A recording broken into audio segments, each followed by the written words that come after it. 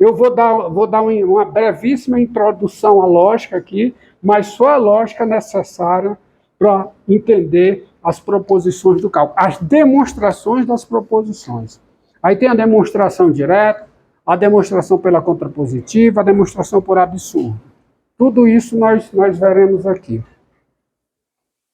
E aí tem um teorema, que é o teorema fundamental da aritmética. Tá? Se K é inteiro, tá certo? K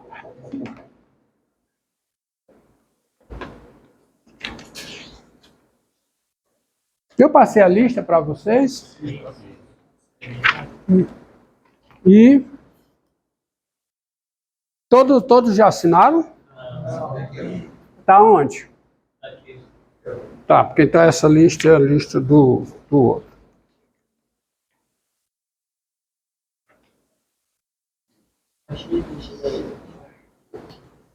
Agora, se K é um número inteiro, não nulo.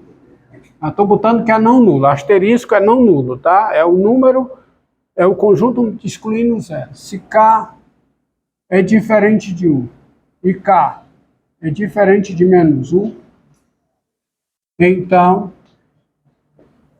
existem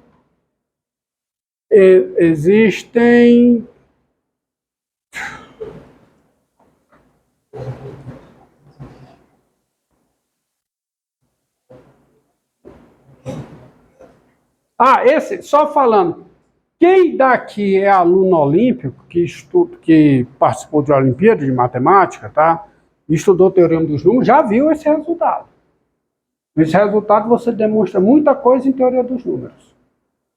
Tá? Que é o chamado, em inglês é chamado algoritmo da divisão. Tá? Esse é chamado algoritmo da divisão, o método da divisão.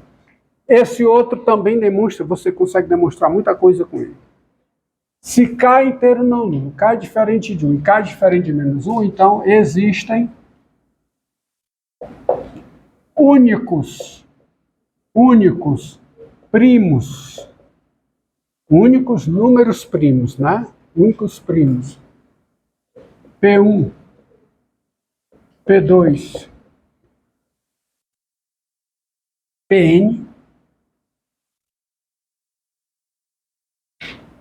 com 0 menor que P1, menor que P2, menor que Pn, e únicos naturais, quer dizer, únicos números naturais, não nulos, S1, S2, Sn, que é n, viu? Tais que o n é P1 elevado a S1 vezes P2 elevado a S2 vezes Pn elevado a Sn, ou, claro que o n pode ser negativo, né? O n é menos P1 elevado a S1 vezes P2 elevado a S2 vezes Pn elevado a S1. Isso é conhecido como teorema fundamental da aritmética. Teorema fundamental da aritmética. E é um teorema que você usa lá no ensino fundamental. Quando o professor ou a professora pede para você, por exemplo, fatorar o número 500. A professora chega e diz, fatore o número 500. E fatorar para ela, qual é o significado de fatorar? Escrever como produto de potências de números primos. E como é que você procede? Desculpa. K. Perdão. K. Tá? Como é que você procede? Como é que você procede? Você pega o 500, aí divide pelo primeiro primo positivo, que seja possível, que é quem? O 2. Aí dá quanto? 150. Aí divide por 2, ainda dá por 2. Aí dá quanto? 125. Aí divide por 5, que dá quanto? 25. Aí divide por 5, ainda dá, que dá 5. Aí divide por 5, que dá 1. E quando você faz isso, é claro que o 250 é o quê? 2 ao quadrado vezes 5a terceiro. E essa resposta é única.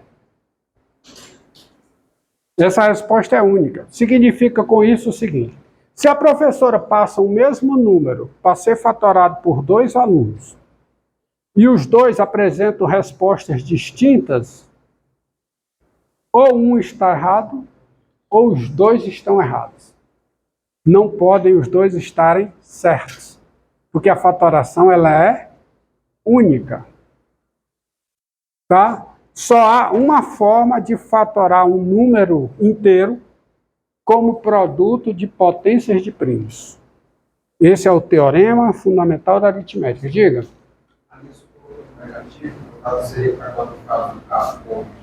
Se ele for negativo, porque existem únicos primos, P1, P2, Pn, todos positivos, em ordem crescente, todos positivos. Então, o produto de suas potências não pode ser negativo, tá certo? E únicos naturais, que são os expoentes, únicos naturais não nulos, S1, S2, Sn, tais que vale isso ou vale de baixo. Porque se ele for positivo é o de cima, se ele for negativo é o de baixo. Existe alguma espécie de algoritmo, um método que você possa pegar para determinar se um número é primo, tipo, um número muito grande, por exemplo, eu não saiba que ele é primo, eu tenho como se ele é primo. O algoritmo tem. Agora, se é execuível computacionalmente... Olha, uma das formas de... A criptografia, ela começou baseado nisso. A criptografia se baseia no seguinte: eu pego dois números primos muito grandes que eu conheço, multiplico os dois e dou para alguém fatorar. Isso computacionalmente falando pode ter um custo muito alto. Claro que hoje, com o advento dos computadores, esse custo baixou, mas durante muito tempo era alto. Então a criptografia, os algoritmos de criptografia se baseavam nisso. Hoje, quem vai desenvolver algoritmo de criptografia tem que estudar geometria algébrica, porque o processo é baseado em fatoração de curvas algébricas. Tá? Dificilmente você vai fazer criptografia sem meter o pé em matemática abstrata muito sofisticada. Porque os algoritmos estão indo por esse lado. Eu não estou falando de segurança de sistemas, de ser analista, não, estou falando de desenvolver algoritmo de criptografia, para criptografar dados. Tá? Os primeiros, entendeu? É muito caro você fatorar. Então não tem como você pegar, é muito difícil você pegar um número muito grande e se ele é primo. Mesmo computacionalmente, tá certo? É um negócio, não é computacionalmente barato, tá? Com o advento dos computadores, você consegue fazer, mas você vai sempre conseguir bolar um número muito grande, tá? Por exemplo, vou te passar aqui. Olha esse número aqui.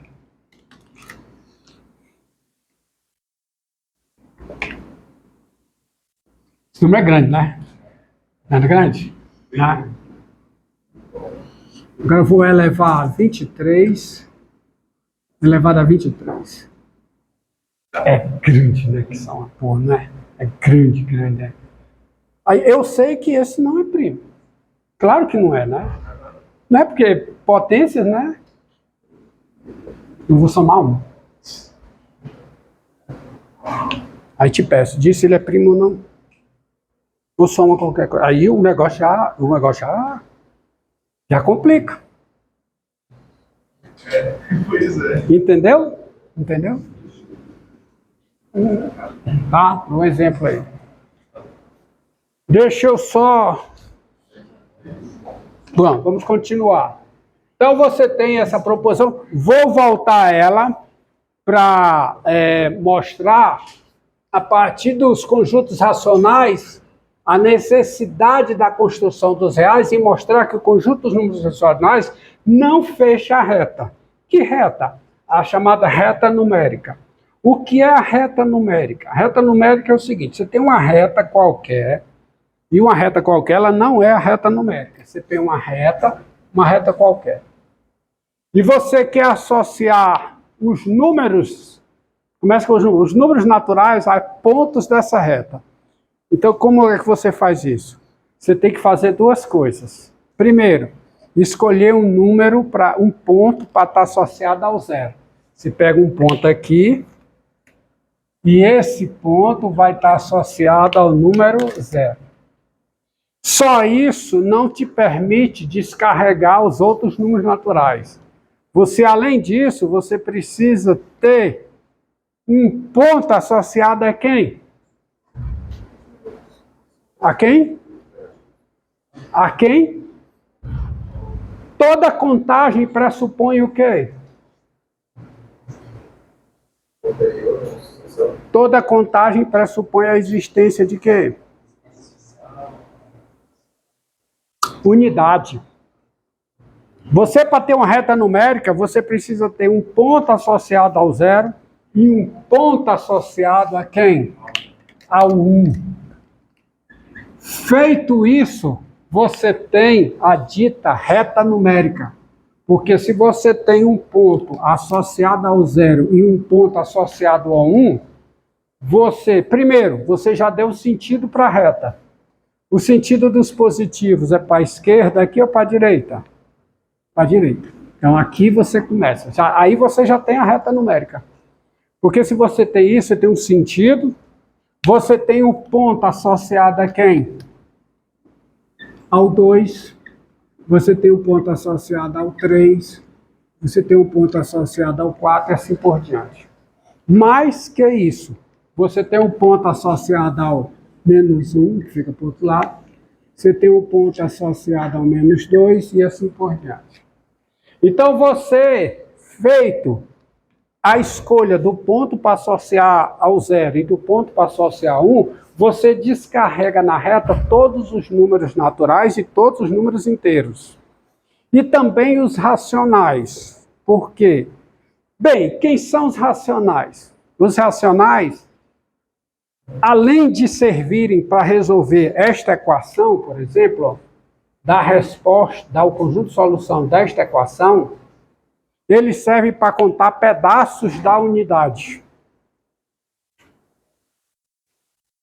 Baseado no seguinte princípio. Dado n natural,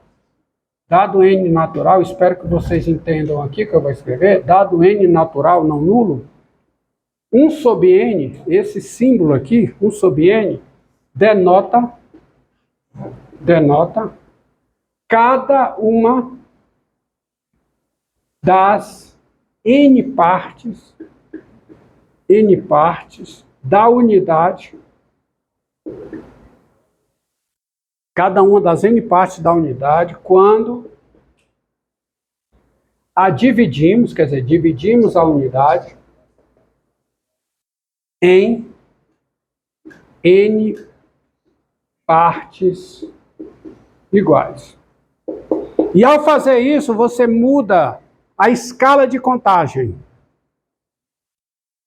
Tá? Ao subdividir a unidade em n partes iguais, por exemplo, o que é isso aqui? O que é que denota esse símbolo? Que lê-se 1/4. Esse símbolo aqui denota o quê? Cada uma das 4 partes da unidade é a medida de cada uma das 4 partes da unidade quando nós dividimos a unidade em 4 partes iguais. Então você tem, farei aqui, ó.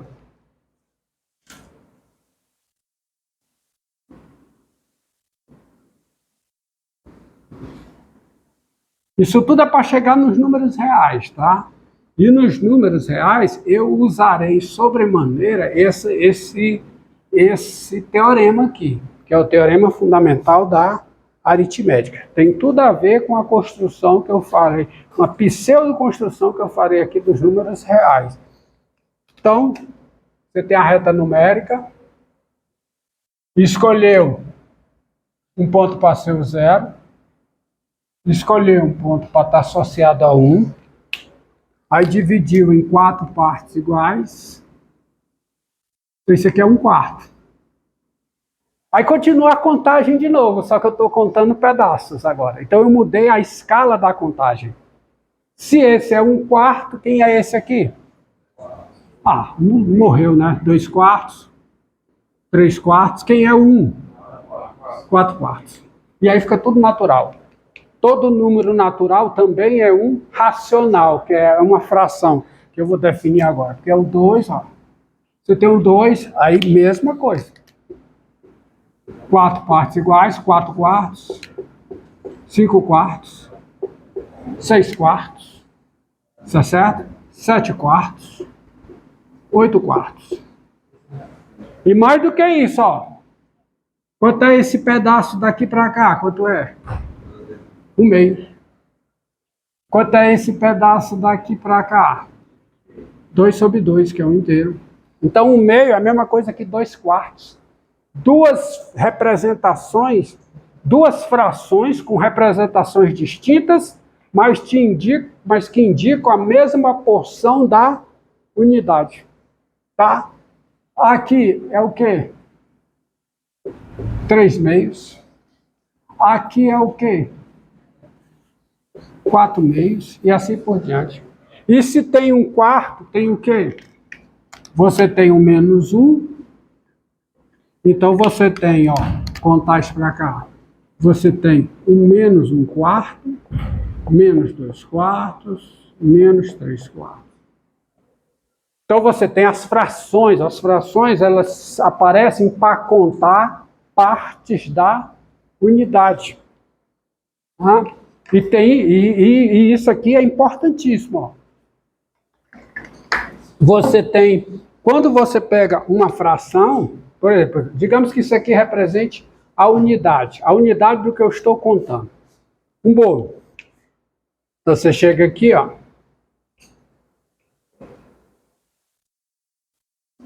Dividir em quantas partes iguais? 5. Então que fração é essa? Marcada aqui de preto. Que fração é essa? 3/5. Mas se eu dividir em 4 partes na horizontal, a minha unidade está dividida em quantas partes iguais? 20. Que é exatamente o quê? 5 por 4. 5 vezes 4, 20. E a minha parte marcada? Elas são quantas partes? 12, que é exatamente 3 vezes 4. Então, quando eu multiplico ou divido o numerador e o denominador por uma mesma fração, né, isso não altera. Ou seja, são frações com representações distintas, mas que representam a mesma porção da unidade. Então, o mesmo número racional, ele pode ter várias representações. E dito isso, eu posso então criar aí esse conjunto aí, o conjunto dos números racionais, que são